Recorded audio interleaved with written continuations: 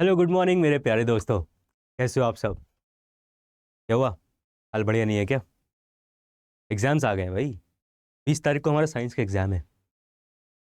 हो गई तैयारी? कोई जवाब नहीं होता ना जब घर वाले पूछते हैं ये सवाल कि बेटा हो गई तैयारी एग्जाम्स की? क्यों? साल भर तो हमने मस्ती करी है, और अब जब एग्जाम सर पे खड़े हैं तो हमें डर लग रहा है, हमें एनजाइटी हो रही है। कोई बात नहीं, अगर आपकी भी ये सिचुएशन है तो आपका भाई आपके साथ खड़ा है, और इसीलिए मैं लेके आया हूँ फाइनल शॉट्स। फाइनल शॉट्स में हम अपना सारे कॉन्सेप्ट्स फटाफट रिवाइज करेंगे, और साथ ही साथ प्रीवियस ईयर क्वेश्चंस लगाएंगे 2022 के, 2023 के, 2024 को, क्योंकि वही एक्सपेक्टेड क्वेश्चंस इस बार भी हमारे एग्जाम्स में आएंगे, उनसे रिलेटेड मिलते जुलते क्वेश्चंस।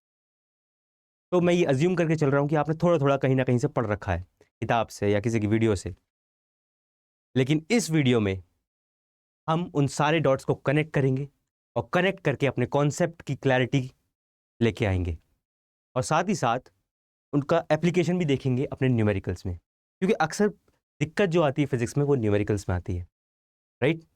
तो बिना देर करे स्टार्ट करते हैं final shots science with Rishabh के साथ। चलो भाई स्टार्ट करते हैं। पहला चैप्टर हम लेंगे लाइट। लाइट क्यों भाई? लाइट हम पहला चैप्टर इसलिए लेंगे क्योंकि लाइट इकलौता ऐसा चैप्टर है जिसमें से ऑलमोस्ट 10 नंबर के क्वेश्चन बनते हैं हमारे पेपर में, फिजिक्स में, और कोई ऐसा चैप्टर नहीं है। राइट? तो ये लाइट चैप्टर हम दो पार्ट्स में, दो वीडियोस के थ्रू हम समझेंगे। राइट?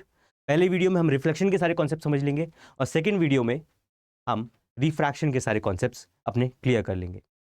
कॉन्सेप्ट्स पढ़ते जाएंगे और उसके पीवाईक्यूज लगाते जाएंगे, बात के लिए नहीं रखेंगे। राइट? अभी समझेंगे, अभी सॉल्व करेंगे। तो बिना देर करे स्टार्ट करते हैं। राइट? ओके। तो लाइट क्या होती है भाई? लाइट हमने पढ़ा हुआ है रोशनी के बारे में, हमने वीडियोस में भी देखा हुआ होगा, कहीं ना कहीं यूट्यूब पे देखा होगा, या फिर हमने किताब में भी पढ़ा है, क्लास में भी सुना है कि light is nothing, it's a form of energy. भाई लाइट एक ऊर्जा की फॉर्म होती है, एनर्जी की फॉर्म होती है, एक ऐसी फॉर्म होती है जो कि हमें देखने में मदद करती है ना? तो it's a form of energy that helps us to see things. लिख दे क्या यहाँ पे? लाइट क्या होती है भाई? Light is a form of energy, short में लिख रहे हैं, फॉर्म ऑफ एनर्जी जो कि क्या करती है, जो कि हमें चीजें देखने में हेल्प करती है, या फिर gives us sensation of vision, gives us sensation of vision. तो ये पूरी डेफिनेशन जरूरी है। सिर्फ इतना बोल के काम नहीं चलता है कि light is form of energy, क्योंकि फॉर्म्स ऑफ एनर्जी तो और भी बहुत होती है यार। अगर हाथ ऐसे ऐसे करोगे तो क्या होगा? गर्मी पैदा होगी, है ना? करके देखो, हीट महसूस होती है ना? This is what, this is heat energy. ठीक है? वहीं पे लाइट एक ऐसी एनर्जी है जो हमें देखने में मदद करती है। देन लाइट से रिलेटेड कॉन्सेप्ट होते हैं, बहुत सिंपल सिंपल पढ़ रखे हैं हमने, फटाक से रिवाइज कर लेते हैं। रिफ्लेक्शन। रिफ्लेक्शन क्या होता है? रिफ्लेक्शन भाई कुछ नहीं होता है यार, बहुत ज़्यादा कॉम्प्लिकेट करके रखा है हमने चीज़ों को। रिफ्लेक्शन कुछ नहीं, कूदा कूदी होता है, उछलना कूदना, है ना? तो क्या होता है बेसिकली, जब आपके पास मान लो आप बच्चे हैं ना, छोटे छोटे, वो कूदते रहते हैं, जमीन ऐसे कूदे, जमीन पर टकराए फिर उछले। या फिर कोई आपके पास बॉल है, लेट्स से टप्पाबाजी खेलते हैं ना, बॉल से क्रिकेट खेलते हैं, तो ऐसे बॉल टप्पे मारते रहते हैं, कैच करते रहते हैं, मारते रहते हैं, दीवार पे मारा फिर कैच कर लिया, फिर मारा फिर कैच कर लिया। तो वो क्यों हो रहा है? क्योंकि बॉल उछल रही है, जब आप फेंक रहे हो दीवार से टकरा रही है और वापस आ रही है। तो ये है रिफ्लेक्शन ऑफ बॉल। ऐसे ही जब लाइट भी यही करती है, लाइट कोई अलग थोड़ी ना है, लाइट कोई अलग प्राणी थोड़ी ना है, एनर्जी है। तो क्या करती है, लाइट को जब हम फेंकते हैं तो टकराती है और वापस आती है। तो ये जो वापस टकराना और वापस आना है ना, यही कहते हैं रिफ्लेक्शन। इंग्लिश में डेफिनेशन लिख दी भाई, its light is nothing but bouncing back of light, bouncing back after striking a surface. जब किसी सरफेस से टकराएगी तो बाउंस बैक करेगी, इसी को अपन रिफ्लेक्शन कहते हैं। डेफिनेशन लिखी हुई है, चाहे तो स्क्रीनशॉट ले लो या फिर नोट कर लो।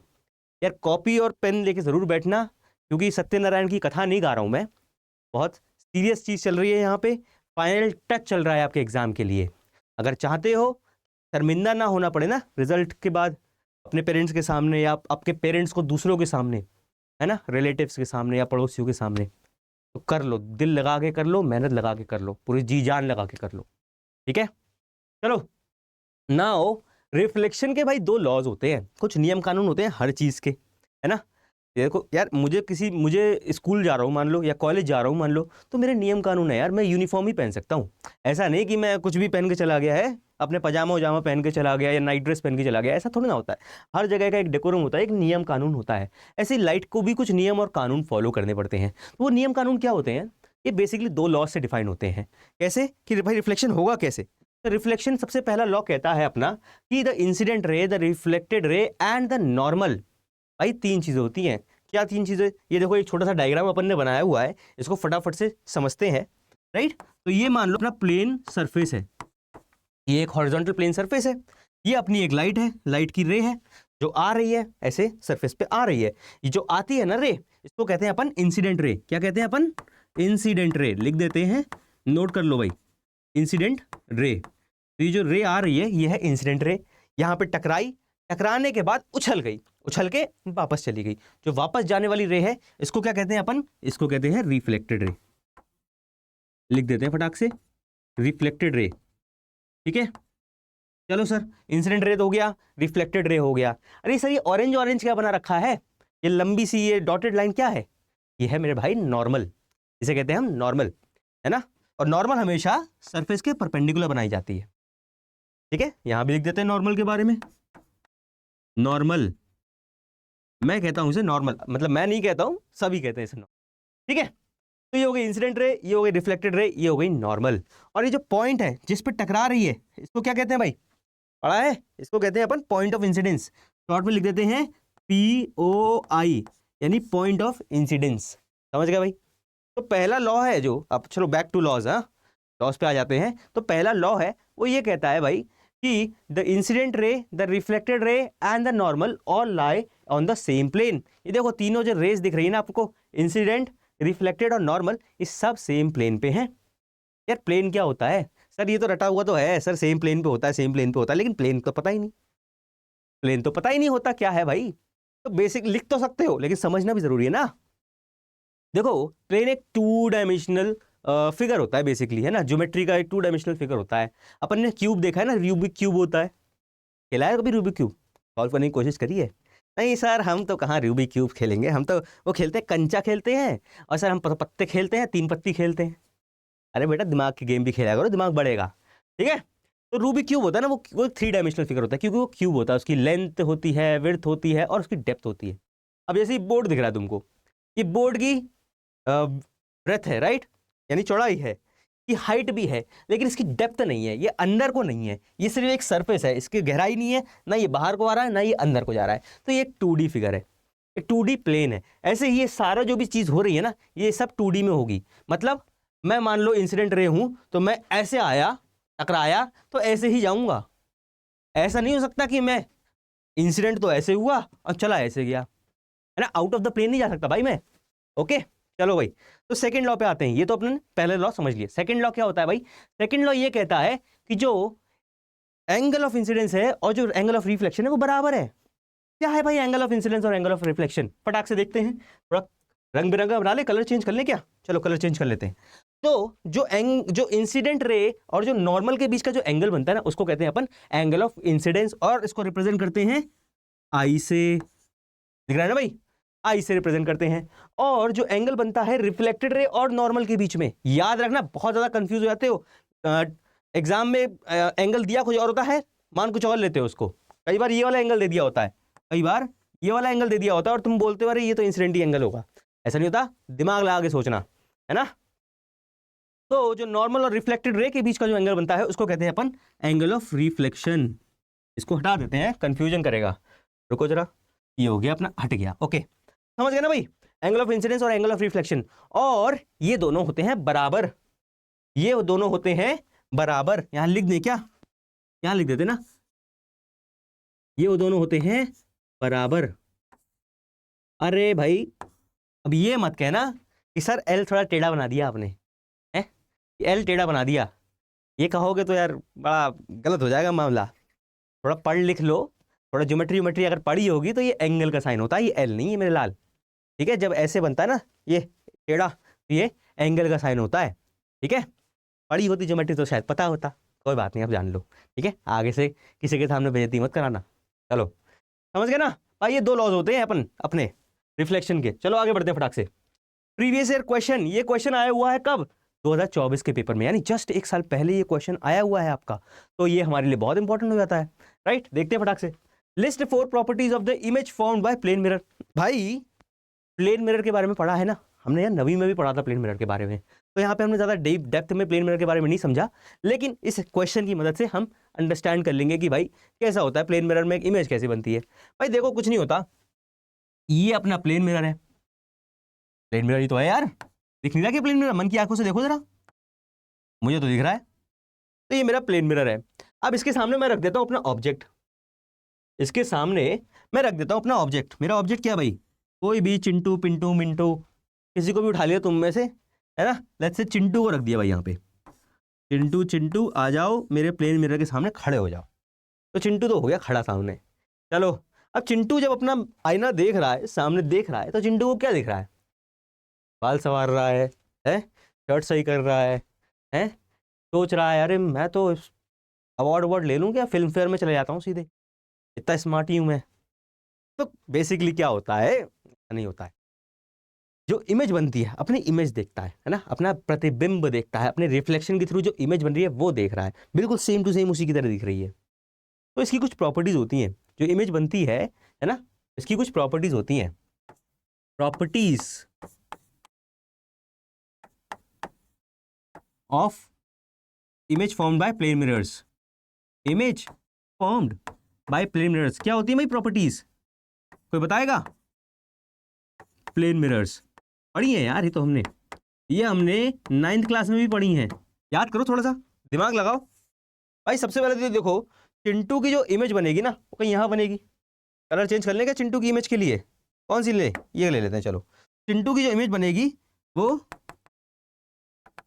यहाँ बनेगी, और बिल्कुल चिंटू के जैसे ही बनेगी। ऐसा थोड़ा ना है कि चिंटू को मिंटू या पिंटू दिख जाएगा, या ऐसा प्यार में पागल चिंटू, चिंटू को चिंकी दिख गई, ऐसा थोड़ा ना होगा। शीशे में तो चिंटू को चिंटू ही दिखेगा, है ना। तो भाई क्या होता है, सबसे पहले जो इमेज बनती है उसमें क्या होता है, सेम साइज की होती है। अगर चिंटू मेरे बराबर है, मान लो मैं अपनी इमेज देख रहा हूँ, मैं चिंटू नहीं हूँ, ठीक है, मेरा नाम चिंटू नहीं है, मेरा नाम है ऋषभ। कर लो सब्सक्राइब भाई, साइंस विद ऋषभ, ठीक है। तो मान लो मैं शीशे के सामने खड़ा हूं, तो मेरे को जो इमेज दिखेगी वो मेरे हाइट की ही दिखेगी। अरे मुझसे छोटी है, मुझसे बड़ी थोड़ी ना दिखेगी। वो सर्कस वाले शीशों की बात नहीं कर रहे हैं हम, घर के शीशों की बात कर रहे हैं, वो कुछ अलग होते हैं, उनके बारे में समझेंगे बाद में। तो सेम साइज होता है मेरे लाल, सेम साइज होता है इमेज का। और दूसरी क्या चीज होती है भाई? चलो रंग बिरंगा हो गया, कोई बात नहीं। दूसरी क्या चीज होती है भाई? दूसरी इमेज कैसे दिखती है? देखो सेम साइज तो दिखती है।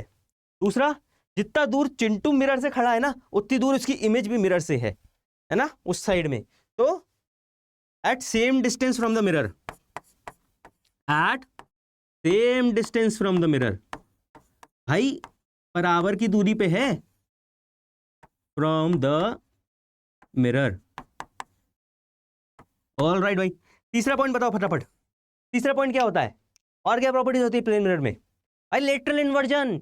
अरे चिंटू इधर के बाल काट रहा है तो उधर के दिख रहे हैं, उधर के ऐसे घूमते हुए। चिंटू ये हाथ हिला रहा है तो उसकी इमेज ये वाला हाथ हिलाएगी, मतलब इमेज वाला बता रहा हूं मैं, ठीक है। तो लेटरल इन्वर्जन होता है यार। अरे लेटरल इन्वर्जन होता क्यों है सर, और ये होता क्या है बोला? अरे देखा है ना तुमने, एम्बुलेंस देखी है कभी? कभी एम्बुलेंस जब हॉस्पिटल वगैरह में जाते हो, अगर ना जाना पड़े, भगवान ना किसी को भेजे हॉस्पिटल, लेकिन अगर कभी जाते हो या उधर से गुजरते हो तो वहाँ पे एम्बुलेंस खड़ी रहती है, या रास्ते में आपने देखा होगा एम्बुलेंस में खड़ी रहती हैं। तो उसमें जो एम्बुलेंस लिखा होता है ऊपर, उल्टा उल्टा लिखा होता है यार, है ना। सादा सीधे देख के समझ में नहीं आता। तो क्या इंग्लिश आती नहीं है क्या उन्हें, या लिखने वालों ने ऐसे ही कहीं से भी देख के बना दिया, पढ़ा लिखा कुछ है ही नहीं? तो ऐसा क्यों होता है? ऐसा इसलिए होता है, वो जानबूझ के लिखा जाता है यार एम्बुलेंस उल्टा, ताकि जो आगे गाड़ी जा रही है ना, मान लो कोई पेशेंट है एम्बुलेंस में और बहुत सीरियस कंडीशन में, भाई बहुत सीरियस कंडीशन में, उसको फटाफट अपने को हॉस्पिटल पहुंचाना है एम्बुलेंस वाले को। तो जो वो अपना सायरन तो बजाता ही है, साथ में जो आगे गाड़ियाँ चल रही है ना, उनमें रियर व्यू मिरर लगा होता है। अपन देखेंगे रियर व्यू मिरर कौन सा मिरर होता है। उसमें रियर व्यू मिरर जो होता है ना, उसमें जो इमेज बनती है ना, वो एम्बुलेंस जो लिखा हुआ है वो सीधी बन जाती है, मतलब लेटरल इन्वर्टेड होकर बन जाती है। तो वो एम्बुलेंस इस तरह से लिखा होता है कि लेटरल इन्वर्टेड होके वो भाई एम्बुलेंस सीधा सीधा दिखे। तो सोच लो दिमाग, भाई बहुत सारा दिमाग लगाया जाता है दुनिया में, हम देखना नहीं चाहते, हमें पता नहीं होता, इसका मतलब है ये नहीं है कि दिमाग लगाया नहीं जाता है, ठीक है। तो हर जगह साइंस है भाई, हर जगह साइंस है। तो लेटरल इन्वर्जन, ठीक है, लेटरल इन्वर्जन। और बताओ फटाफट से, चौथी प्रॉपर्टी क्या होती है? अरे मेरे भाई जो इमेज बनती है ना, वो असलियत में नहीं बनती है, वो रियल इमेज नहीं होती है। रियल इमेज क्या होती है? जब रेस असलियत में मिल जाए, असलियत में जाके टकराएं, तो उन्हें कहते हैं रियल इमेज। और जो यहाँ पे इमेज बनती है वो रियल नहीं बल्कि वर्चुअल इमेज होती है। वर्चुअल यानी कि सिर्फ टकराने का नाटक कर रही है, सिर्फ टकराने का नाटक कर रही है, टकरा नहीं रही है, तो वर्चुअल। इसको ऐसे समझ लो यार, क्या होता है ना, देखो मान लो अगर जो लोग, आप जिन भी लोगों ने स्कूल स्विच किया होगा ना बीच में, मान लो 6th या 7th में स्कूल स्विच किया होगा, वो इस बात को ज़्यादा समझ पाएंगे। क्यों? हम जब अपने दोस्तों से मिलते हैं ना, अपने पुराने स्कूल वाले, तो कुछ दोस्त तो ऐसे होते हैं, अरे यार भाई कैसा है, एकदम मज़ा आ गया, एकदम मिल के बैठेंगे बातें करेंगे, है ना, तो बहुत दिल से खुश होते हैं, दिल से मिलना चाहते हैं। तो वो होते हैं रियल दोस्त, यानी रियल इमेज टाइप के, है ना, असलियत में मिल रहे हैं, असलियत में दिल मिल रहे हैं। और वहीं पे कुछ दोस्त होते हैं यार फॉर्मेलिटी के, अरे भाई कैसा है, ठीक है चल मैं थोड़ा काम कर लूँ, है। तो वो होते हैं यार वर्चुअल टाइप के, वो असलियत में मिलना नहीं चाहते, बस फॉर्मेलिटी निभाने के लिए मिल रहे हैं। तो ये जो वर्चुअल इमेज बन रही है ना, इसमें भी फॉर्मेलिटी निभाने के लिए ही वर्चुअल इमेज बनती है, ठीक है। तो वर्चुअल, और वर्चुअल का बिल्कुल ऐसा जो होता है ना, एकदम प्रेम संबंध है किसके साथ? इरेक्ट के साथ। मतलब अगर, ओहो इसमें रबड़ कहाँ से आती है? यहाँ से आती है भाई, अपन स्पेलिंग के पक्के हैं, ठीक है। तो वर्चुअल का प्रेम संबंध है इरेक्ट के साथ, तो वर्चुअल जहां जहां जाएगा इरेक्ट पीछे पीछे आएगी, या वर्चुअल जहां जहां जाएगी इरेक्ट पीछे पीछे आएगा, जो भी समझ लो यार, इतना तो अंडरस्टूड है, ठीक है। चलो भाई, तो ये हो गया अपना प्लेन मिरर के बारे में, समझ में आ गया ना प्लेन मिरर के बारे में। इसके आगे अपन प्लेन मिरर का कोई क्वेश्चन नहीं लेंगे, ओके। चलो आगे बढ़ते हैं। ओके, एक और क्वेश्चन है, ये भी अपना 2024 का है, फटाफट से देख लेते हैं। ये भी अपना रिफ्लेक्शन पे बेस्ड है। तो ray of light incident on plane mirror at an angle of incidence of 15 degree. भाई 15 डिग्रीज का एंगल ऑफ इंसिडेंस है, और एंगल ऑफ डेविएशन पूछा है। पढ़ लो एक बार फटाफट से, ठीक है। क्या पूछा है इसमें, क्या पूछा मेरे भाई? देखो सबसे पहले जो गिवन है वो ये है, 15 डिग्री अपना एंगल ऑफ इंसिडेंस है, और अपने से इनने एंगल ऑफ डेविएशन पूछा है, एंगल ऑफ डेविएशन पूछा है। अरे सर ये क्या होता है यार, एंगल ऑफ इंसिडेंस तो सुना था, एंगल ऑफ रिफ्लेक्शन भी सुना था, अब ये एंगल ऑफ डेविएशन क्या होता है? एंगल ऑफ डेविएशन अभी देखते हैं क्या होता है, ठीक है। अच्छा ये क्या है ना, ये ढप्पा मारने वाला क्वेश्चन है, ढप्पा मारने वाला, ठीक है। बहुत सारे लोग पढ़ के गए होंगे यार रिफ्लेक्शन, अरे वो तो 9th में भी पढ़ा था, वो तो कौन सी बड़ी चीज़ है, उससे तो क्या ही आ जाएगा, फटाफट छोड़ो, स्किप करो, आगे बढ़ो, चलते हैं। और जब एग्जाम में गए तो एग्जामिनर ने मार दिया ढप्पा, पूछ लिया एंगल ऑफ डेविएशन। अरे यार ये क्या होता है, ये तो सुना ही नहीं है, पहली बार सुन रहे हैं। तो बहुत सारे लोग छोड़ के आए, बहुत सारे लोग गलत करके आए। तो आपको पता होना चाहिए कि डेविएशन का मतलब क्या होता है, तभी आप इसको सॉल्व कर पाओगे। तो कोई भी टॉपिक हल्के में नहीं लेना है, अपन को पूरा देखना है, पूरा समझना है, और फिर आगे बढ़ना है। तो फटाफट से इसको ड्रॉ कर लेते हैं एक, ठीक है। चलो भाई, ये अपना एक प्लेन सरफेस है, ठीक है। अच्छा, तो ये अपने ने ये आ गई अपनी इंसिडेंट रे, ठीक है। यहां पे अपन बना लेंगे नॉर्मल, ये आ गई अपनी नॉर्मल, और ये हो गई अपनी रिफ्लेक्टेड रे, ठीक है। नाम तो लिखने की जरूरत नहीं है ना, कौन सी इंसिडेंट कौन सी रिफ्लेक्टेड, इतना तो समझ रहे हो ना, तो यार जानते ही होगे, ये तो मैं मान के चल रहा हूं। ओके भाई, तो यहाँ पे जो एंगल बनेगा ना, वो एंगल ऑफ इंसिडेंस है, एंगल ऑफ इंसिडेंस। और एंगल ऑफ इंसिडेंस कितना दिया हुआ है क्वेश्चन में, ध्यान से देखो, 15 डिग्री। तो ये जो एंगल बनेगा ना, ये बनेगा 15 डिग्री।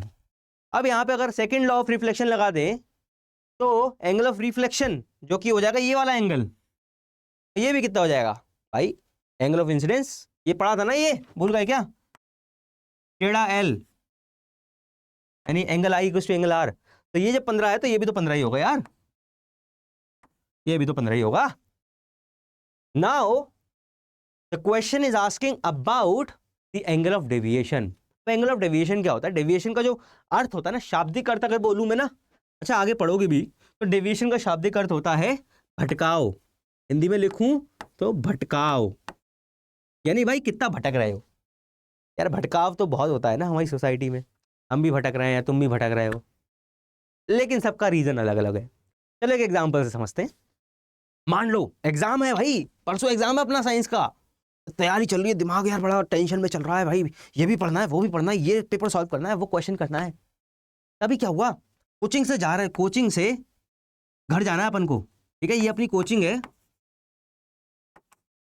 और ये घर है। घर जाके यार खाना नहीं खाना है, आज रात भर पढ़ेंगे, खाना नहीं खाएंगे, मम्मी से कह देंगे कि खाना मत बनाना मम्मी मेरे लिए, आज टाइम नहीं है बिल्कुल खाना खाने का, ठीक है। ओके, फटाफट फटाफट साइकिल से या जैसे भी स्कूटी से जा रहे हैं। यहाँ पे अपन को कौन मिल गया, यहाँ पे अपन को मिल गई एंजल प्रिया या सोनम रिया, जो भी मान लो, ठीक है। यहाँ पे मिल गई अपन को प्रिया। प्रिया बोली चिंटू चिंटू मेरा एक काम कर दो, मेरे से नोट फोटोकॉपी नहीं हो रहे हैं, प्लीज मेरी फोटोकॉपी करवा लाओ। अब यार ये तो भाई दिल की बात हो गई, ये तो दिक्कत वाली बात हो गई, क्योंकि अगर रिया के नोट्स कॉपी होंगे नहीं तो रिया पढ़ेगी कैसे, और बेचारी के नंबर कम आ गए तो कितना बुरा लगेगा, रोएगी बेचारी, फिर तुम तो और बुरा रहोगे।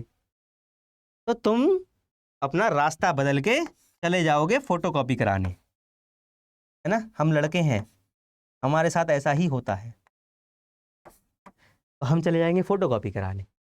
अब भाई जा रहे थे ऐसे और चले गए ऐसे, तो जिस रास्ते आपको जाना था और जिस रास्ते आप चले गए उनके बीच का जो डिफरेंस होता है ना, उसी को अपन कहते हैं भटकाव या डेविएशन, ठीक है। ये देखो, ये जो एंगल है ना, यही मेरा भटकाव है, यही मेरा डेविएशन है, तो यही डेविएशन इसमें निकालना है।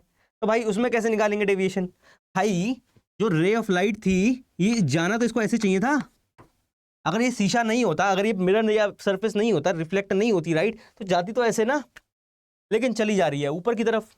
तो भटकाव कितना है इसका, तो भटकाव इसका ये वाला है, तो ये एंगल निकाल लो और अपना एंगल ऑफ डेविएशन आ जाएगा। फटाफट से निकालो, कैसे होगा, ज्योमेट्री लगाओ थोड़ी बेसिक सी। देखो मेरे लाल, ये अपना हमें मालूम है कि ये वाला तो जो नॉर्मल है ना, नॉर्मल के साथ बनता है 90 डिग्री, नॉर्मल सरफेस के साथ बनाता है 90 डिग्री, और 90 डिग्री से 15 डिग्री ये पता है हमें। तो ये जो बाकी बचा ना, कौन सा वाला, ये वाला, ये 90 - 15 बचा 75। ओके भाई, ओके सर। अब देखो ये वाला जो एंगल है ना, कौन सा वाला, कलर चेंज कर ले क्या थोड़ा, है कलर चेंज कर लेते हैं ना। तो ये वाला जो एंगल है ना, ये वाला एंगल और ये वाला एंगल, जरा देखो कुछ ऐसा ऐसा लग रहा है क्या, कुछ ऐसा ऐसा लग रहा है क्या, ज्योमेट्री मेट्री पढ़ी है क्या, नाइन्थ में या 10th में पढ़ी है क्या मैथ्स में, ज्योमेट्री में। ये एंगल्स को कहते हैं अपन वर्टिकली अपोजिट एंगल, और वर्टिकली अपोजिट एंगल होते हैं बराबर। तो देखो ये और ये एंगल बराबर होंगे, तो अपन ये वाला निकाल लेते हैं। ये वाला कैसे निकलेगा भाई, ये भी तो अपना नॉर्मली है, तो ये भी पूरा 90 डिग्री होगा, ये 15 डिग्री, ये पूरा 90 डिग्री, तो ये बचा कितना 75 डिग्रीज। तो वर्टिकली अपोजिट से ये भी हो गया 75 डिग्रीज। अब भाई अपने को यही तो एंगल निकालना था, तो ये हो गया 75 + 75, यानी कि कितना, यानी कि हो गया, लाल मिटा ले इसको जरा, फोटोकॉपी वाली मशीन को। तो भाई ये हो गया 75 + 75, जो कि होता है 75 + 75, जो कि हो गया 150 डिग्री, और यही मेरा एंगल ऑफ डेविएशन हो गया। ये मैंने समझाया है इसलिए थोड़ा समय लगा समझे में, बताने में मेरे को। अगर मेरे को सॉल्व करना होता एग्जाम में तो मैं फटाक से रे डायग्राम बनाता, फटाक से देखता कौन सा एंगल कहाँ ज्योमेट्री लगाता, और 175 75 150 कर देता, ठीक है। तो इतना टाइम नहीं लगेगा आपको। चलो फटाक से अब आते हैं स्फेरिकल मिरर्स पे। भाई स्फेरिकल मिरर्स क्या है, अभी तक जो मिरर पढ़ा हमने प्लेन मिरर, वो था सीधा एकदम प्लेन एकदम स्ट्रेट राइट। अब हमने मिरर को घुमा दिया, थोड़ा सा गोल कर दिया, तो जो गोल कर दिया ना, तो वो गोल करने के बाद मिरर को बना देते हैं हम स्फेरिकल मिरर। जो नया मिरर बनता है ना उसको हम स्फेरिकल मिरर कहते हैं। थोड़ा सा समझो ये आया कहाँ से, ये भाई स्फेरिकल मिरर किसकी दिमाग की खुरापात थी, हैं सीधा सीधा अच्छा खासा चल रहा है, पता नहीं ज़बरदस्ती बच्चों की ज़िंदगी बर्बाद करने के लिए गोला कर दिया, कल को चौकोर कर देंगे, कल को कुछ और कर देंगे, हैं नहीं ऐसा नहीं है, बहुत एप्लीकेशंस होते हैं इसके, देखेंगे अभी। क्या है, अपन ने लिए ग्लास बॉल, ग्लास की स्फेरिकल बॉल, स्फेरिकली होती है यार बॉल, तो स्फेरिकली होती है, और वो होती हॉलो। हॉलो जब बॉल ली अपन ने, उसके बाद अपन ने क्या किया, उसको थोड़ा सा काट दिया। देखो दिख रही है ना, ये अपनी पूरी बॉल थी, फिर अपन ने क्या किया, उस बॉल में से इतना हिस्सा काट के अलग कर दिया, इतना हिस्सा काट के अलग कर दिया। तो ये इधर वाला तो फेंक दिया, इधर वाला अपना किसी काम का नहीं था, जो मेरे साइड को है ना वो फेंक दिया, किसी काम का नहीं था, उधर वाला रख लिया। तो उधर वाला रख लिया तो वो कुछ इस तरह का दिखेगा। अब ये लाइन नहीं है मेरे लाल, ये क्या है, ये क्या है, लाइन नहीं है, ये कटोरी टाइप की शेप है। थोड़ा सा इमेजिन करो ना यार, कुछ ऐसा। अगर मान लो मेरे पास एक बॉल है, उसमें से एक हिस्सा काट दे रहा हूँ, तो क्या बचेगा? एक एक कुछ ऐसा कुछ बचेगा, नहीं बचेगा?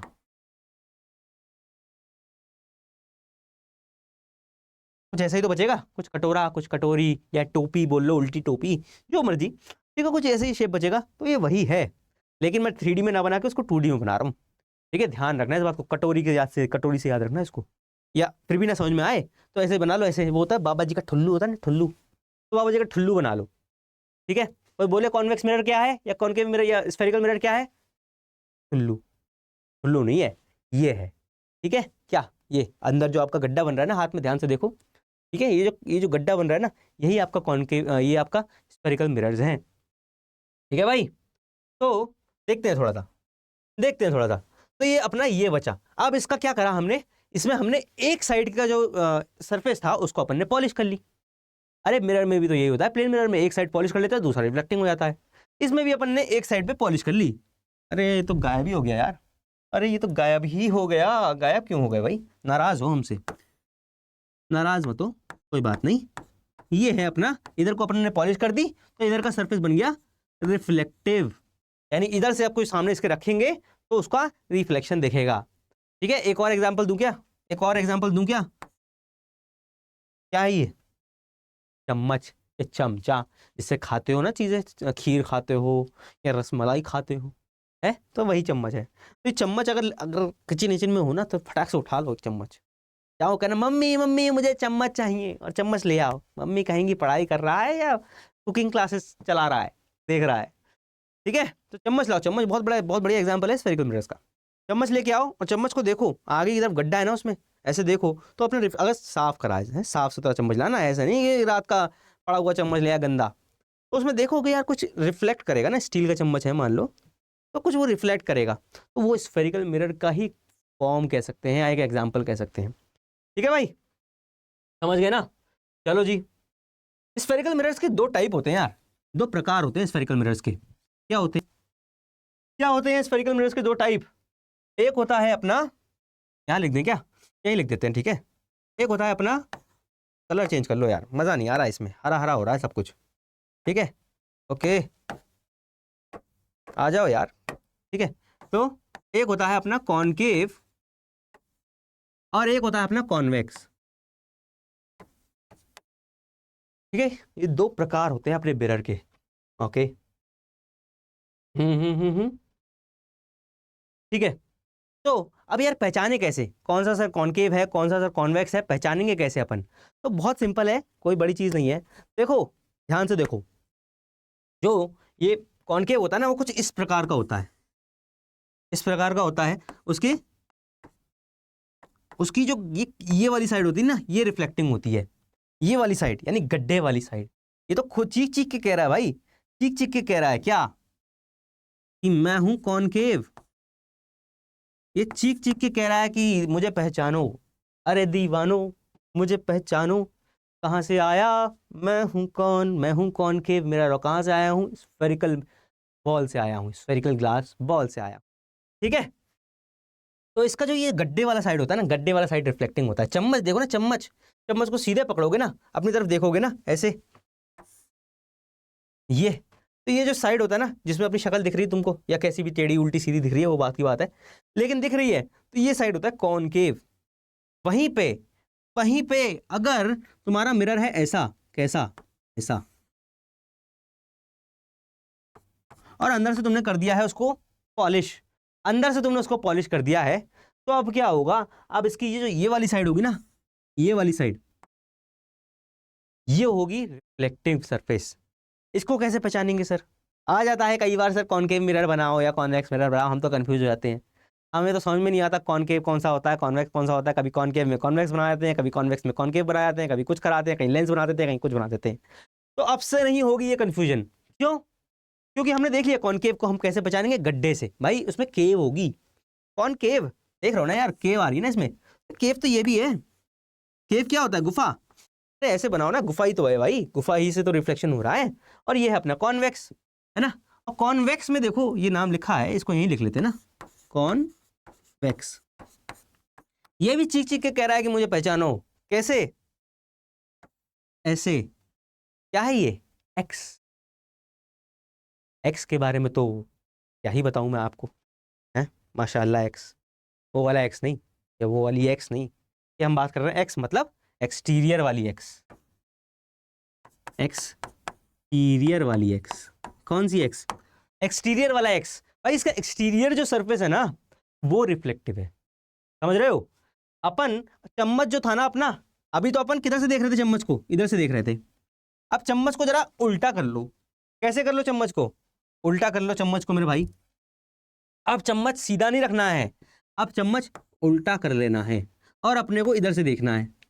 चम्मच का बैक साइड देखो तो रिफ्लेक्टिव तो वो भी होगा, रिफ्लेक्टिव, क्योंकि वो भी तो भाई है तो सेम मटेरियल का ही, तो रिफ्लेक्ट तो करेगा ही।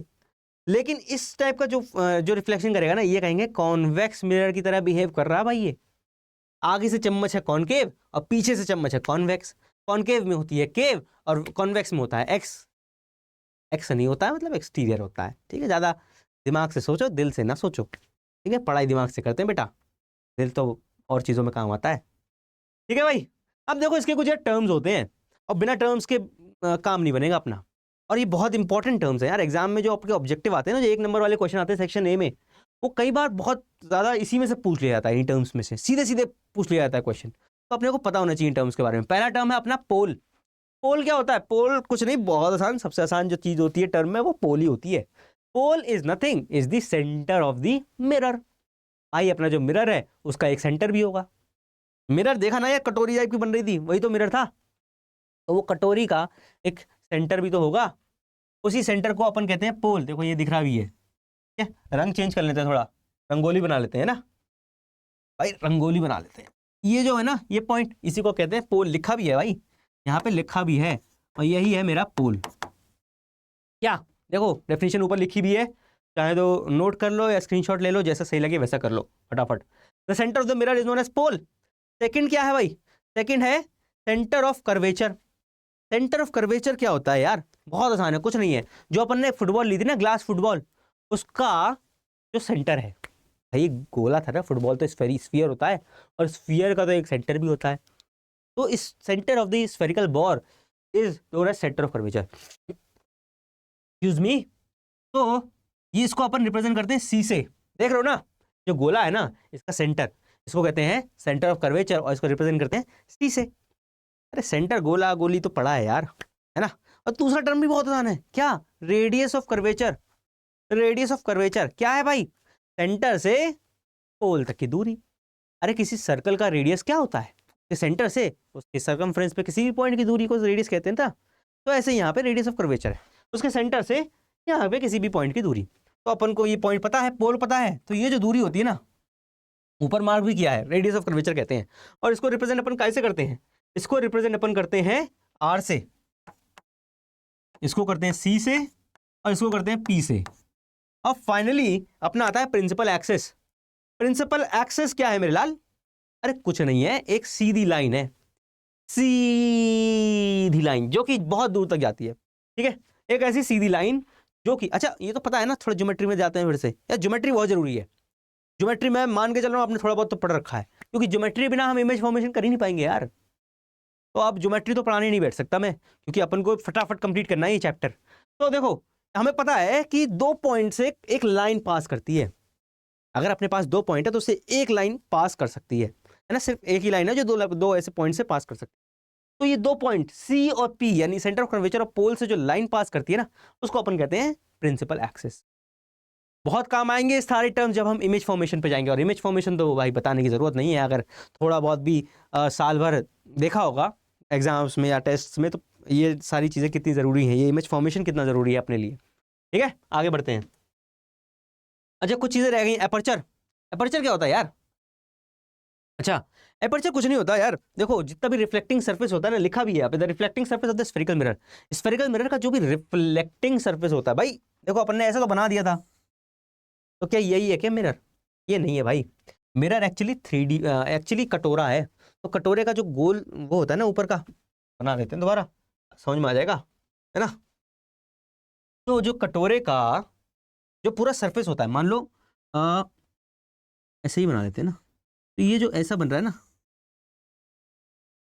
इमेजिन करो जरा, आंख बंद करो और सोचो, अरे एक कटोरा है, कटोरे का ऐसे ऐसे आगे मुंह ही तो होगा ना, ऐसे जैसे गोल, ये मुंह ही तो होगा ना, तो ये ही हिस्सा होता है, इसको कहते हैं एपर्चर। ठीक है, और इसको मेजर कैसे करते हैं? इसको मेजर करते हैं इसके डायामीटर से। इसका डायामीटर नाप लो। अगर आपसे कह रहा है किसी मिरर का एपर्चर दिया हुआ है, तो मतलब ये दिया हुआ है, इसका डायामीटर दिया हुआ है, जो गोला बन रहा है ना सामने से, तो गोला ही लगेगा ना, इसका डायामीटर दिया हुआ है, तो ये होता है अपना एपर्चर, है ना। The reflecting surface of the spherical mirror is known as aperture. फिर अगला आते हैं भाई फोकस। अरे बहुत जरूरी है फोकस, फोकस में रखना है चीज़ें भाई, है ना, अपना फोकस नहीं भटकाना है। बहुत सारी चीज़ें भटकाने के लिए हैं, इंस्टाग्राम है, यूट्यूब है, यूट्यूब पे शॉर्ट्स हैं। ठीक है, ये मत कहना कि सर आपकी क्लास भी तो यूट्यूब पे आ रही है, दिल को लग जाएगी मेरे। ठीक है, ये मत कहना। तो फोकस क्या होता है? फोकस कुछ नहीं होता यार, बहुत आसान होता है। देखो एक इमेज अपन ने छोटी सी लगाई भी है यहाँ पे, इससे अगर समझने की कोशिश करो। अच्छा, दोनों के लिए अलग अलग है, ये अपना कॉनकेव के लिए अलग है और कॉन्वेक्स के लिए अलग है। कॉनकेव के लिए समझते हैं सबसे पहले। कॉनकेव के लिए क्या है फोकस? दो तरीके से डिफाइन कर सकते हैं। पहला मुश्किल वाला देखते हैं, फिर आसान वाला देखेंगे।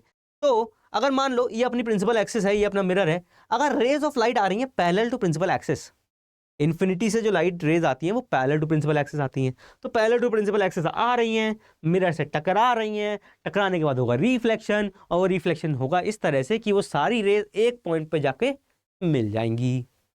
मिल जाएंगी नहीं, तो उस पॉइंट को अपन क्या कहते हैं? और वो पॉइंट होगा प्रिंसिपल एक्सिस पे, और उस पॉइंट को अपन कहेंगे फोकस। ठीक है, उस पॉइंट को अपन कहेंगे क्या? उस पॉइंट को अपन कहेंगे फोकस। ठीक है, वहीं पे अगर बात करते हैं कॉन्वेक्स मिरर की, कॉन्वेक्स मिरर को अब जब रेज ऑफ लाइट आती हैं तो इसमें एक पॉइंट पे मिलती नहीं है यार। ये वाला प्यार वाला है ना, प्यार वाला मिलना, जो मैंने बताया था ना, दोस्तों से मिलते हैं, अरे वाह भाई क्या बात है, कैसे हाल है, अच्छे से मिलते हैं, जुलते हैं, बातें करते हैं, पुरानी यादें करते हैं। वहीं पे कुछ लोग होते हैं जो सिर्फ दिखावटी मिलते हैं, तो ये दिखावटी वाला है, कॉन्वेक्स जो है ना वो दिखावटी वाला है। ये असलियत में मिलता नहीं है, ये वर्चुअली मिलता है, या मिलने का नाटक करता है। तो वो नाटक ही कर रहा है, देखो, है ना, इन्फिनिटी से रेज ऑफ लाइट आ रही हैं, टकरा रही हैं, दूर दूर चली जा रही हैं, लेकिन भाई एक फॉर्मेलिटी तो करनी है, तो फॉर्मेलिटी के नाम पे एक वर्चुअली एक पॉइंट पे मिल जाता है। ठीक है, और जिस पॉइंट पे मिलता है उसको कहते हैं अपन फोकस। अच्छा, एक बात मैं यहाँ पे आपको बताना चाहूँगा, ठीक है, कि ये जो मिरर्स होते हैं ना, कॉनकेव मिरर और कॉन्वेक्स मिरर, इनको अपन डाइवर्जिंग और कन्वर्जिंग मिरर्स भी कहते हैं। एक बार देखो, ये जो मिरर है, इसने क्या हुआ, इन्फिनिटी से रेज आई और सबको एक ही पॉइंट पे इकट्ठा कर दिया। इकट्ठा करना मतलब कन्वर्ज करना, इकट्ठा करना कन्वर्ज करना सेम चीज़ है ना। वहीं पे ये जो कॉन्वेक्स मिरर है, इस पे जो रेज ऑफ लाइट आई, इसने सबको बिखेर दिया। असलियत में तो बिखेर दिया ना। अरे यार, तुम अपने दोस्त से मिलने जाते हो और मतलब वर्चुअली मिल रहा है यार, मज़ा नहीं आ रहा है, बस ऐसा, बस फॉर्मेलिटी निभा रहा है, तो अगली बार मिलने जाओगे क्या? सोचोगे यार छोड़ो, कहाँ जाए यार, है ना। तो ये सब चीज़ों को बिखेर देता है। देखो रेज ऑफ लाइट कैसे बिखर रही हैं सब, तो इसी बिखेरने को कहते हैं डाइवर्जिंग। बिखेर देना या डाइवर्ज कर देना। लिख दें क्या यहाँ पे? लिख दें क्या? लिख देते हैं, चलो। इसे कहते हैं अपन कन्वर्जिंग मिरर, कन्वर्जिंग, और इसे कहते हैं अपन डाइवर्जिंग मिरर। ठीक है, लिख लो इसे नोट्स में, कई बार पूछ लेता है यार, कन्वर्जिंग या डाइवर्जिंग नाम डाल देता है न्यूमेरिकल में, और फिर ढूंढते फिरोगे, अरे ये क्या है, ये तो पढ़ा ही नहीं है, ये तो नई चीज़ आ गई, ये तो कुछ सिलेबस से बाहर आ गया, आउट ऑफ सिलेबस आ गया है। ऐसा नहीं है। तो कन्वर्जिंग होता है अपना कॉनकेव और डाइवर्जिंग होता है अपना कॉन्वेक्स। ठीक है, चलो भाई आगे बढ़ते हैं फटाक से। अच्छा, एक चीज़ रह गई भाई, एक चीज़ रह गई, फोकस ही देखा ना अभी तो फोकस ही देखा है। फोकस के बाद अरे आ जाओ, अरे आ जाओ, पेन, क्या बात, चलो छोड़ो, मत आओ, तलाक दे दिया तुम्हें, जाओ। फोकल लेंथ, फोकल लेंथ में क्या है? फोकल लेंथ कुछ नहीं है यार। देखो अपना फोकस देखा ना, कि फोकस क्या होता है, कि प्रिंसिपल एक्सिस पे एक ऐसा पॉइंट जहाँ पे रेज आके मिल जा रही है, या लग रहा है कि मिल जा रही है, तो उस फोकस पॉइंट से उस पोल की दूरी को अपन कहते हैं फोकल लेंथ। ठीक है, तो ये जो दूरी है ना, ये मान लो ये इसका पोल है और ये इसका फोकस है, तो ये जो दूरी होगी फोकस की और पोल की, इसी को मैं कहता हूं फोकल लेंथ। समझ गए? एक रिलेशन होता है। अच्छा, ये तो हो गया पहला तरीका, मैंने बताया था ना, दो तरीके फोकस को डिफाइन करने के, ये तो हो गया पहला तरीका।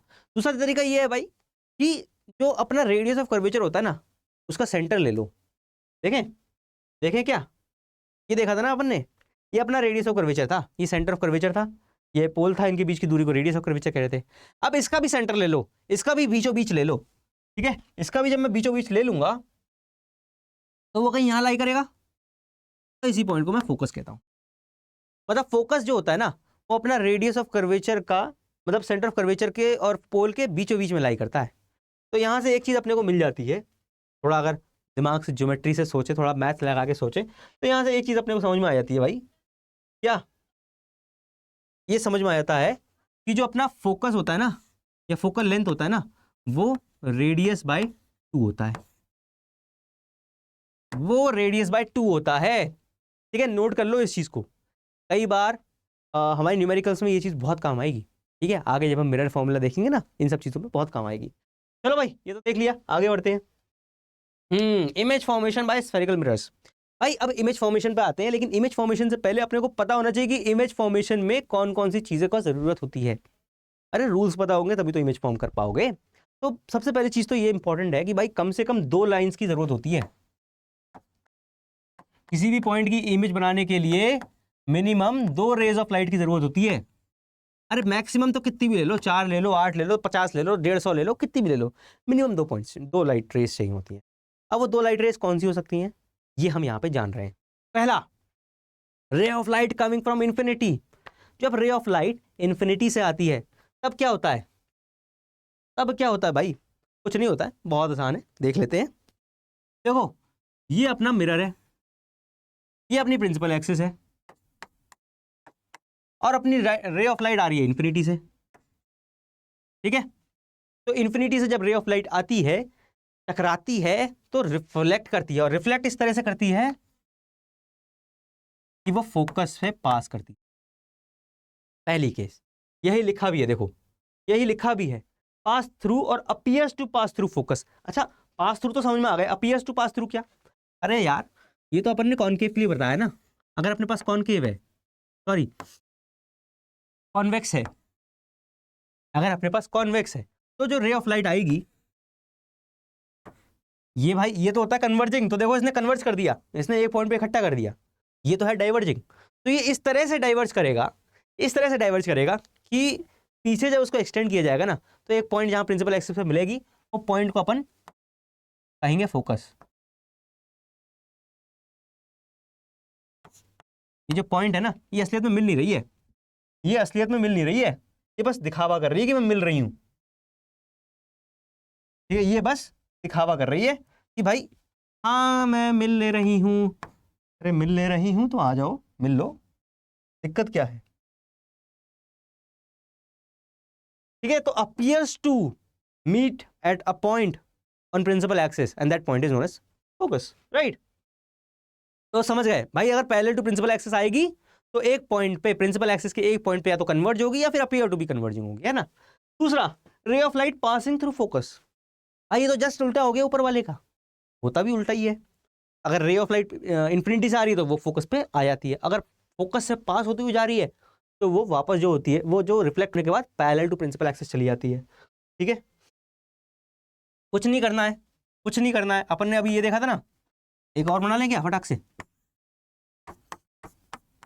ये आपको बहुत हैंडी होना चाहिए यार, बनाना आना चाहिए कि फटाफट फटाफट सेकंड्स के अंदर ड्रॉ कर दिया, ठीक है। तो मान लो ये अपना फोकस था, ये अपनी रे ऑफ लाइट आई और टकराने के बाद ऐसे जाएगी कि पैरेलल टू प्रिंसिपल एक्सिस निकल जाएगी। ऐसे इसमें भी होता है यार, कॉन्वेक्स में भी, ऐसे ही कॉन्वेक्स में भी होता है। ये अपना फोकस है, राइट। तो क्या होता है, मान लो यहां पे अपना फोकस होगा, है ना। तो अगर कोई रे ऑफ लाइट ऐसे आ रही है,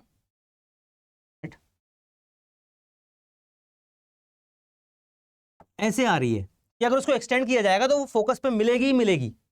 अगर उसको एक्सटेंड किया जाएगा तो जाके वो फोकस पे मिल जाएगी, लेकिन क्योंकि ये बीच में मिरर है इस वजह से इसमें रिफ्लेक्ट होना पड़ेगा, और रिफ्लेक्ट होकर इस तरह से जाएगी कि वो प्रिंसिपल एक्सिस के पैरेलल चली जाएगी। ये तो कुछ ज़्यादा पैरेलल हो गई, ये तो कुछ ज़्यादा ही पैरेलल हो गई।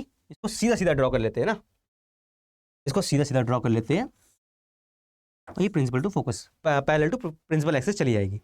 समझ गए भाई दोनों केसेस कि क्या होता है। थर्ड में आ जाओ, रे of light passing through centre of curvature. भाई सेंटर ऑफ कर्वेचर से जो रे ऑफ लाइट पास करती है ना वो अनडेविएटेड जाती है। कैसे अनडेविएटेड? भाई जिधर से आई उधर ही चली गई है, बिल्कुल आंखें बंद करके। अरे भाई लौट लो जैसे देखा है ना कभी, मान लो क्लास में गए आप, लेट हो गए स्कूल के लिए, जाते हो और आपको पता है यार क्लास टीचर कोई बात नहीं डांटेगा, थोड़ा सा मना लेंगे है ना, बातें हंसी मजाक करके मन जाएगा। वहीं पे जैसे आप क्लास में पहुंचे और देखते हो अरे मैथ्स वाले सर खड़े हैं, ये तो डंडा लेके आते हैं, ये तो वो कूट देंगे बढ़िया से, तो जैसे जाते हो वैसे ही वापस हो जाते हो हैं। तो वही करती है सेंटर ऑफ कर्वेचर से लाइट, क्या करती है, जैसे आती है वैसे ही वापस हो जाती है। इसको एक बार बना के देख लेते हैं। जैसे रे ऑफ लाइट आती है, मान लो ये अपना फोकस है और ये अपना सेंटर ऑफ कर्वेचर है, यहां से एक रे ऑफ लाइट पास करते हुए आती है ऐसे, अब बिना देखे बिना घूमे मुड़े देखे इस रास्ते आई उसी रास्ते चली गई। ठीक है, तो यही होता है सेंटर ऑफ कर्वेचर से जब रे ऑफ लाइट पास करती है। फोर्थ देखो, ray of light incident on pole. भाई जब रे ऑफ लाइट पोल पे इंसिडेंट करेगी ना तो सीधे सीधे ऑब्लिकली जब पोल पे गिर रही है तो रिफ्लेक्ट होके वापस हो जाती है। कोई बड़ी साइंस या लॉजिक नहीं है इसमें, ठीक है, कोई बड़ा ऐसा तुर्रम खान वाली चीज़ नहीं है इसमें, बहुत सिंपल है। ये अपना मिरर, ये अपना पोल, यहाँ पे आई रे ऑफ लाइट, ठीक है, ये इसने कुछ एंगल बनाया है यहाँ पे, तो यही सेम एंगल बनाते हुए, अरे लॉ ऑफ रिफ्लेक्शन ये तो पता ही है हमें, आई इक्वल्स टू आर, तो यही सेम एंगल बनाते हुए ये वापस हो गई। सिंपल है, कोई बड़ी चीज़ नहीं है। तो ये 4 रेज हमें पता होनी चाहिए, तभी हम अपनी इमेज बना पाएंगे या इमेज फॉर्मेशंस कर पाएंगे। चलो आगे बढ़ते हैं फिर। फाइनली कॉनकेव मिरर की इमेजेस। तो कॉनकेव मिरर में 6 टाइप की इमेजेस बनती हैं भाई, 6 केसेस होते हैं और 6 के 6 बहुत इंपॉर्टेंट है। और जो लास्ट वाला है ना वो तो बहुत ज़्यादा इंपॉर्टेंट है, इसको अच्छे से समझेंगे भी। देखो एक चीज़ बेसिक समझ लो, ठीक है, पढ़ा तो बहुत बार होगा, याद नहीं रहता सर, कैसे याद करें इन सब चीज़ों को। बहुत सारे केसेस हैं, 6 इसके हैं, 2 उसके हैं, फिर आगे 6 और हैं, फिर आगे 2 और हैं, सर पागल हो जाते हैं इसको याद करते करते। तो पागल नहीं होना भाई, ठीक है, पागल नहीं होना है, एग्जाम देना है, अच्छे से देना है। और इसको याद कैसे करेंगे मैं बताऊंगा ना, क्यों परेशान हो रहे हो। देखो एक बात ध्यान रखो, एक बात ध्यान रखो कि जो इमेज बन रही है ना उसका नेचर कैसा होगा। कुछ चीज़ें थोड़ी सी याद कर लो, कुछ चीज़ें याद कर लो तो बाकी चीज़ों में आसानी रहेगी। हर चीज़ को वहाँ पे जाके एक्सपेरिमेंट करने की जरूरत नहीं है, थोड़ी दिमाग में रख लो। क्या इमेज जो बनती है ना, कॉनकेव मिरर की बात कर रहे हैं हम। कॉनकेव मिरर, केव कौन सी, जिसमें केव होती है, गड्ढा होता है जिसमें सामने से रिफ्लेक्टिंग होती है, गड्ढे वाला से रिफ्लेक्टिंग होता है। इसमें जो इमेज बनती है ना वो यूजली जो बनती है कैसी बनती है, वो रियल बनती है एंड इन्वर्टेड बनती है। ये भाई याद रख लो, सिंपल है, एक बार सो देख लोगे, जगह जगह एक बार ध्यान में रख लोगे, दिमाग में रख लोगे, बाद में अगली बार कहीं क्वेश्चन में देखोगे समझ जाओगे, अरे इन रियल इन्वर्टेड ऐसा ऐसा वैसा ऐसा। ठीक है, तो ये लिंक होने लगती हैं चीज़ें धीरे धीरे। अब रियल इन्वर्टेड तो बनती है सर, कहीं पे छोटी बन रही है, कहीं पे बहुत बड़ी बन रही है, कहीं पे तो कुछ और ही बन जा रही है, कहीं तो आपका रियल इन्वर्टेड, कहीं तो वर्चुअल इरेक्ट बन जाती है। एक चीज़ हाँ मैंने बताया था ना, वर्चुअल और इरेक्ट गर्लफ्रेंड बॉयफ्रेंड है एकदम ऐसे प्रेम संबंध वाला हिसाब है।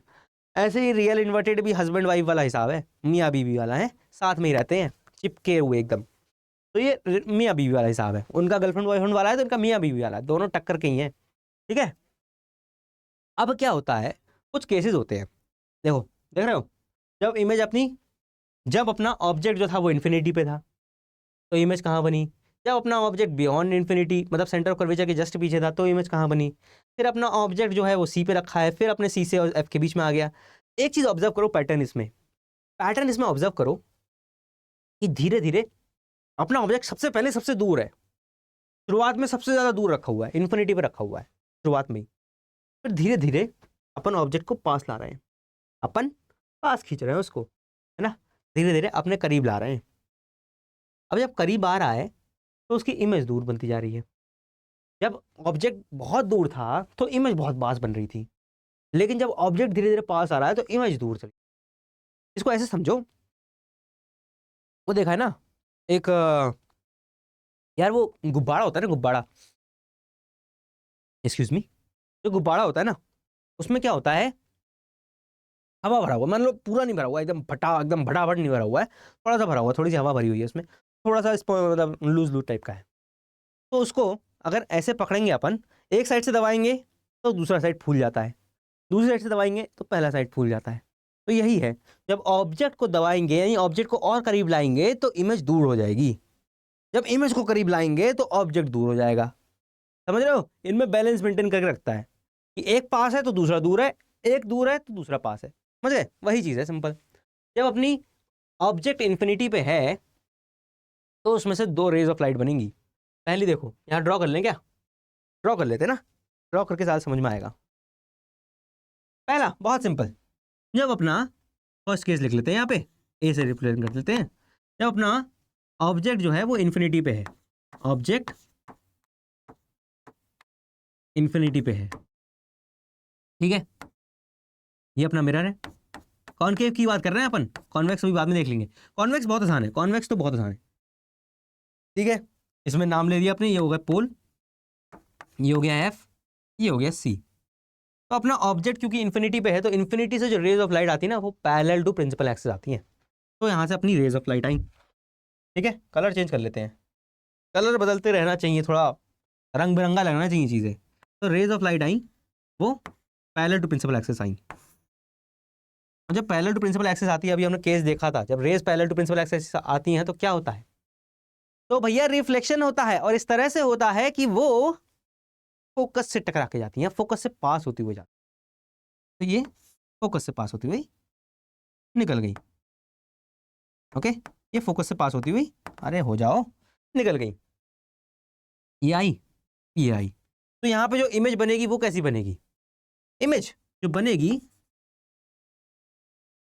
वो मेरे लाल, देखो सबसे पहले इमेज बनी कहाँ पे, एट फोकस,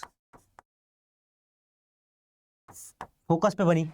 दूसरी, इमेज का साइज कैसा है, देख रहे हो, पॉइंट एकदम बन रही है, पॉइंट इमेज बन रही है, देख लो, ठीक है।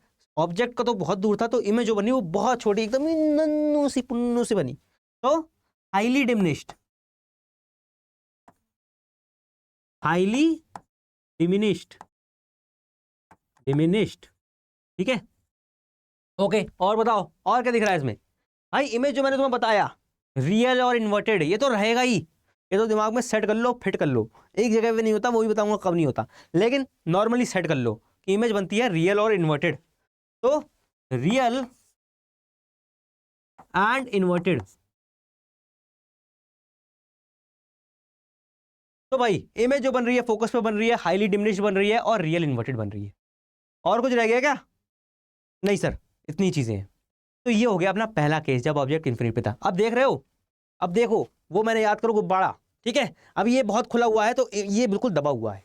अब धीरे धीरे इसको दबाएंगे तो ये धीरे धीरे खुलने लगेगा, और दबाएंगे और खुलेगा, और दबाएंगे और खुलेगा, बिल्कुल दबा देंगे तो बिल्कुल खुल जाएगा। तो वही सीन है, वही सीन है, ये पहला केस है, ये खुला हुआ है, ये दबा हुआ है। आगे बढ़े, सेकंड केस देखें, देखो ये भी लिखा हुआ है यार, पढ़ लो इसको। इमेज बन रही है, पोजीशन बन रही है, पोजीशन ऑफ इमेज है प्रिंसिपल फोकस पे और फोकल प्लेन पे, ठीक है, और इन द फोकल प्लेन। फिर क्या होता है, फोकल प्लेन का मतलब क्या है, फोकल प्लेन का मतलब कुछ और नहीं है, एक बार और दिखा देते हैं। देखो एक तो या तो इमेज ऐसे बन सकती है, या फिर ओके, या फिर आ जाओ, या फिर मान लो ऐसे आ रही है रे, ये भी तो ये भी ऑब्जेक्ट जो था अपने इन्फिनिटी पे था, तो रेस पैरेलल आती हैं। जब रेस पैरेलल आती हैं तो यहाँ पे वो जो इंसिडेंट करेंगी, लॉ ऑफ रिफ्लेक्शन फॉलो करते हुए इमेज जो बनेगी ना वो भी ऐसे ही बनेगी, यानी फोकल प्लेन पे ही बनेगी, ठीक है, सेम ही चीज है।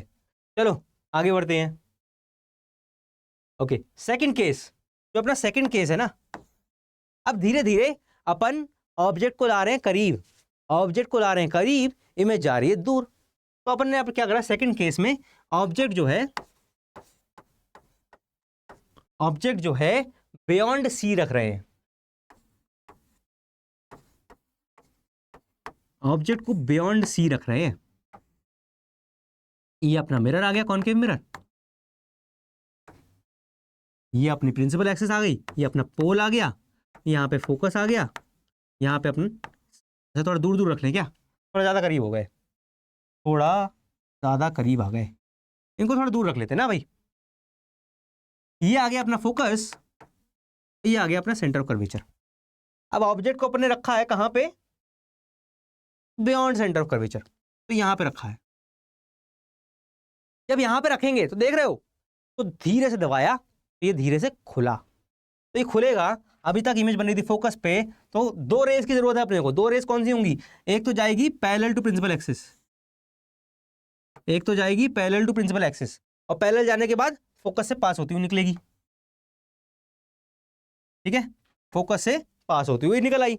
और दूसरी रे कौन सी बनाए भाई, दूसरी रे अपन क्या करेंगे, अपन पास करेंगे सेंटर ऑफ कर्वेचर से। हमें पता है सेंटर ऑफ कर्वेचर से जो रे पास करती है वो जैसी जाती है वैसे ही लौट आती है, तो वही करेंगे। तो ऐसे गई और ऐसे ही लौट आई, ये अपनी यहां से पास कर रही है। तो ये जो इमेज बनेगी ना यहाँ पे, ये बनेगी कुछ ऐसी। देख रहे हो, ये अपना ऑब्जेक्ट है, नाम ले देते हैं ए बी, और ये अपनी इमेज है जिसका नाम दे देते हैं ए डैश और बी डैश। ठीक है, इमेज के बारे में लिख लेते हैं भाई, कैसी इमेज बन रही है बताओ मुझे, कैसी इमेज बन रही है। देखो और समझो और बताओ। एक चीज तो मुझे याद थी, दिमाग में मेरे फिट है, क्या कि रियल और इन्वर्टेड तो होगी ही होगी। तो लिख लेते हैं भाई, रियल एंड इन्वर्टेड तो होगी ही होगी, कुछ होना हो ये तो होना ही होना है। दूसरा बताओ, कहां बन रही है, between F and C, between focus and centre of curvature. और बताओ, और बताओ फटाफट, और क्या बन रहा है, ऑब्जेक्ट से छोटी बन रही है। दिख रहा है नहीं दिख रहा है, ऑब्जेक्ट बड़ा था, इमेज छोटी बनी, तो डिमिनिश्ड है, लेकिन हाईली डिमिनिश्ड नहीं है। जो पहले थी, पहले तो बिल्कुल पॉइंट बन रही थी, अभी थोड़ी सी बड़ी बन रही है, तो डिमिनिश्ड तो है भाई, छोटी तो है, भले ही हाईली नहीं है लेकिन डिमिनिश्ड तो है। Okay, alright. तो भाई real inverted, between focus and centre of curvature, diminished. और बताओ, और क्या दिख रहा है, और कुछ दिख रहा है क्या, और भी कुछ है क्या, रियल इन्वर्टेड, डिमिनिश्ड और between principal focus and centre of curvature. समझ गए, दो केसेस, बहुत आसान जी। चलो तीसरा केस देखते हैं, नोट कर लो या फोटो खींच लो, या जैसे ये तो होंगे आपके पास, इसका स्क्रीनशॉट ले लेना, इसका स्क्रीनशॉट ले लेना, ठीक है, इस वाली इमेज का याद रखने के लिए। आगे बढ़ते हैं फटाक से, आगे बढ़ते हैं, थर्ड केस देखते हैं। थर्ड केस में क्या था भाई, थर्ड केस देखो, अगर जब इमेज बनती है, जब ऑब्जेक्ट रखा होता है अपना सेंटर ऑफ कर्वेचर पर, जब ऑब्जेक्ट अपना रखा होता है सेंटर ऑफ कर्वेचर पर, देख रहे हो, सेंटर ऑफ कर्वेचर पर, तो ये अपना ऑब्जेक्ट है। कलर चेंज कर लें, कलर चेंज कर लेते हैं। तो ये अपना ऑब्जेक्ट है, तो इससे दो रेज चाहिए होंगी अपने को इमेज बनाने के लिए, इसके टॉप की। तो एक रेज अपन ने डाली कैसी, एक रे अपन डालेंगे कैसी, ये अपना फोकस, ये अपना सेंटर ऑफ कर्वेचर, एक रे अपन डालेंगे पैरेलल टू प्रिंसिपल एक्सिस, और ये कैसी जाती है, ये वापसी में फोकस से पास होती हुई जाती है। और दूसरी रे कैसे डालेंगे, दूसरी रे डालेंगे पासिंग थ्रू फोकस, और ये वापसी में पैरेलल टू प्रिंसिपल एक्सिस जाती है। अब यहाँ पे अगर दिख रही है आपको, यहाँ पे थोड़ा देखो कि जो इमेज बनती है ना, वो सी पे ही बनती है, वो सेंटर ऑफ कर्वेचर पे ही बनती है। देखो बिल्कुल सेम टू सेम डायग्राम दिख रहा है, नहीं दिख रहा है दोनों का, है। तो यहाँ पे जो इमेज बन रही है ना, यहाँ पे जो इमेज बन रही है ना, उसके बारे में कुछ चीज़ें होती हैं। कहाँ पे बनती है भाई, सी पे बनती है। याद रखना, याद रखना कि इमेज अगर ऑब्जेक्ट अगर सी पे रखा है ना सेंटर ऑफ कर्वेचर पे, तो इमेज भी सेंटर ऑफ कर्वेचर पे ही बनती है भाई दोस्तों, कहीं अलग नहीं बनेगी, इसी पे बनेगी। ठीक है, दूसरी चीज़, सेम साइज होती है, देखो ना साइज सेम नहीं लग रहा क्या, वो तो मेरी ड्राइंग इतनी आर्ट इतनी अच्छी है कि भ्रम हो जाता है लोगों को, लेकिन साइज सेम ही रहता है। ठीक है, तीसरा, तीसरा पॉइंट क्या है भाई, देखो, अरे दिमाग में था, भूल गए क्या, रियल और इन्वर्टेड।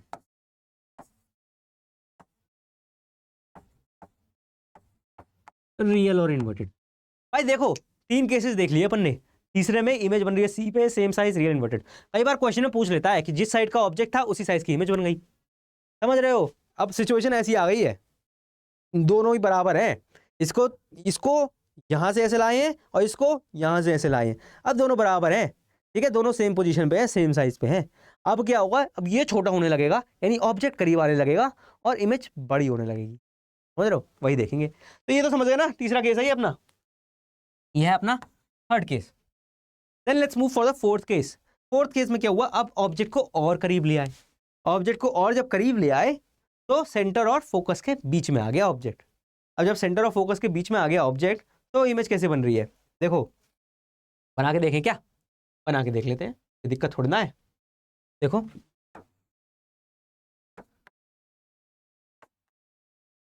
ये अपना मिरर, ये अपनी प्रिंसिपल एक्सिस, ये अपना पोल, ये अपना फोकस और ये अपना सेंटर ऑफ कर्वेचर। तो यहाँ पे रखा है अपना ऑब्जेक्ट, कहाँ पे? यहाँ पे, है ना, सी और एफ के बीच में। चौथा केस है, ऑब्जेक्ट कहाँ रखा है? Object between C and F. चलो यहाँ पे रखा है जब ऑब्जेक्ट, तो फिर अब इमेज कैसे बनेगी? इसको भी भाई दो रेस तो चाहिए। देख रहे थे ना अभी तक, तो यार तो समझ ही गए होगे कि दो रेस की जरूरत होती है अपन को। और वो दो रेस कैसे आएंगी? पहली रे कैसे आएगी? जो कि पैरेलल टू प्रिंसिपल एक्सिस होगी। और पैरेलल टू प्रिंसिपल एक्सिस जो होती है वो कहाँ से आती है? वो भाई फोकस से पास होती हुई जाती है।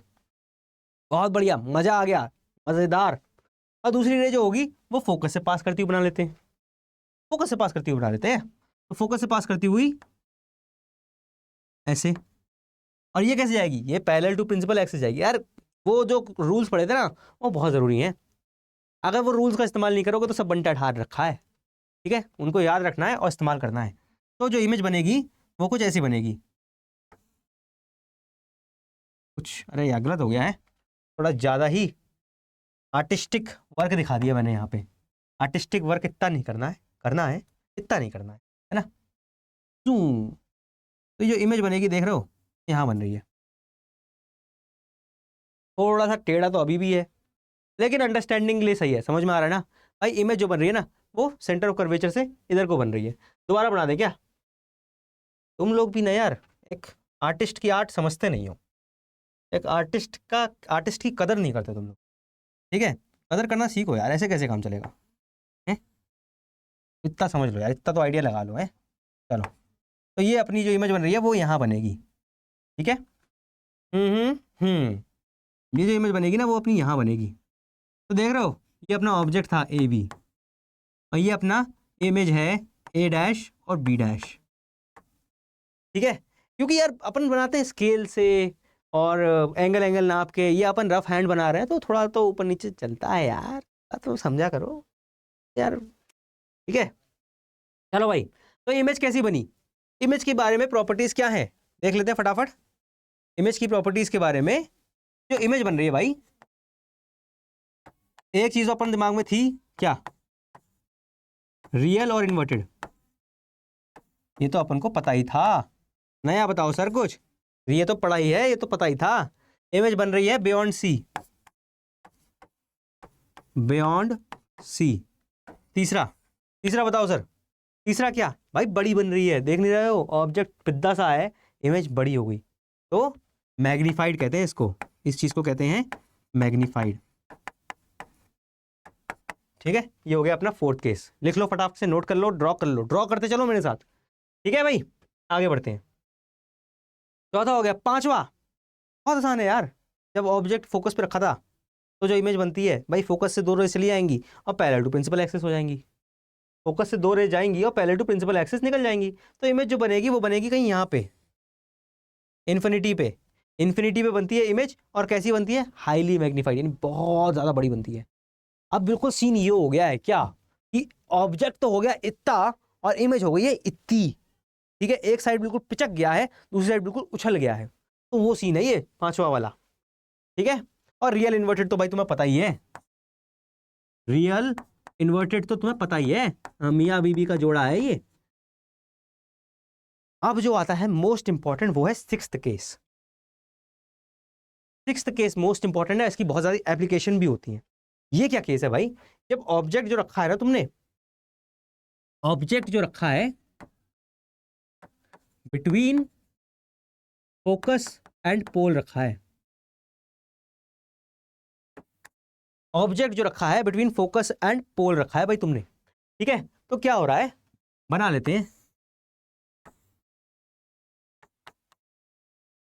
ये अपना फोकस है, ये अपना सेंटर ऑफ कर्वेचर है, और ये अपना पोल है। तो जो ऑब्जेक्ट रखा है ना तुमने, ये तुमने भाई यहां रख दिया। अब इसमें से दो रेज तो आएंगी, दो रेज होंगी। अब वो दो रेज को कैसे ड्रॉ करना है? पहली रे भाई अपने को पता ही है क्या होता है भाई, पैरेलल टू प्रिंसिपल एक्सिस जाओ और फोकस से पास करी हुई निकाल दो, ठीक है। दोबारा बना रहे क्या, टेढ़ी टेढ़ी बन जा रही है, टेढ़ी टेढ़ी हो जा रही है, टेढ़ी टेढ़ी, सीधी कर लेते हैं इसको,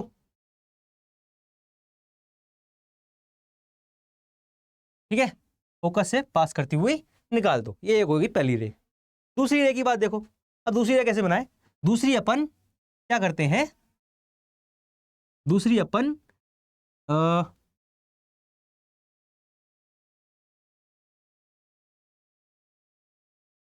थोड़ा गड़बड़ हो गया मामला, सही कर लेते हैं, रुक जाओ। ओके, दूसरी जो रे होती है ना अपन, वो सेंटर ऑफ कर्वेचर से निकाल देते हैं। अपने को पता है सेंटर ऑफ कर्वेचर से जो रे जाती है ना, वो ऐसी वापस लौट जाती है बिना कोई अटके भटके। तो इसको बना देते हैं सेंटर ऑफ कर्वेचर से निकलती हुई, ठीक है। अब देखो तो भी ये अटके भटके बिना निकल जाएगी। अब ये दो रेस देखो जरा, ये देख रहे हो, ये वाली नीचे जा रही है, ये वाली ऊपर को जा रही है, कभी आगे जाके मिलेंगी क्या? कभी भाई जिन लोगों के विचार ही अलग हैं वो आगे जाके कैसे मिलेंगे बताओ? उस स्कूल में होंगे तुम्हारे कुछ दोस्त ऐसे या कुछ क्लासमेट्स ऐसे कि वो तुम्हारा विचार बिल्कुल अलग है, तुम कह रहे हो अरे कहाँ पढ़ाई धड़ाई में रखी बात, मस्ती करो साल भर, एग्जाम से पहले पढ़ लो थोड़ा सा, पास हो गए तो हो गए भगवान की दुआ से, और नहीं हुए तो जय राम जी की। और कुछ लोग होते हैं जो भाई शुरुआत से पढ़ते हैं, तो तुम्हारी सोच ही अलग है, तो तुम्हारे विचार कैसे मिलेंगे? असलियत में तो नहीं मिलेंगे, भले ही दिखावा कर लो तुम, तो दिखावा ही हो रहा है यहाँ पे, तो वो दिखावा ही हो रहा है यहाँ पे। कैसे? पीछे बढ़ा लेते हैं भाई, हम कहते हैं मिलाना तो है, भले ही कैसे भी मिलाओ, दिखावे से मिलाओ, तो दिखावा करके यहाँ मिला लेते हैं हम, दिखावा करके यहाँ मिला लेते हैं। देख रहे हो जरा ये डायग्राम सेम टू सेम है ना? तो जो इमेज बनती है इसमें भाई ये डिफरेंट है, ये बाकी से डिफरेंट है। इसमें अभी तक जो हमने पढ़ के चल रहे थे ना कि real inverted, real image inverted, तो जो इसमें जो इमेज बनती है ना वो रियल इन्वर्टेड नहीं बनती है, इसकी इमेज भाई अलग बनती है, इसकी इमेज अलग बनती है। इसकी इमेज जो बनती है ना वो बनती है, सबसे पहले तो देखो वर्चुअल और इरेक्ट, वर्चुअल एंड इरेक्ट। और बताओ, और बताओ भाई, शीशे के पीछे बन रही है वर्चुअल, क्योंकि असलियत में नहीं बन रही, सिर्फ दिखावा हो रहा है कि भाई बना ले रहे हैं, चलो तुम कह रहे हो तो बना ले रहे हैं, तो वर्चुअल इरेक्ट। और शीशे के पीछे तो लिख दो बियॉन्ड मिरर, बियॉन्ड मिरर। और बताओ, और बताओ, तीसरा बताओ फटाफट। भाई ऑब्जेक्ट तो पिद्दू सा था, इमेज बन गई ऐसे बड़की सी, तो भाई ऑब्जेक्ट पिद्दू सा, इमेज बड़ी सी, तो मैग्नीफाइड है भाई, मैग्नीफाइड। तो ये तीन चीजें होती हैं सिक्स्थ केस में, और सिक्स्थ केस बहुत इंपॉर्टेंट है, इसको बिल्कुल ध्यान से करना है, ठीक है। कुछ भूल जाओ ये नहीं भूलना है, इसके बहुत सारे एप्लीकेशन भी होते हैं, ठीक है भाई। आ गया भाई समझ में? तो आज की वीडियो में हम इतना ही रखेंगे, इससे आगे हमारे कॉन्वेक्स मिरर की इमेज फॉर्मेशन और रिलेटेड क्वेश्चंस और आगे रिफ्रैक्शन के रिलेटेड टॉपिक्स, ये सब हम अपनी नेक्स्ट वीडियो में करेंगे, ठीक है दोस्तों।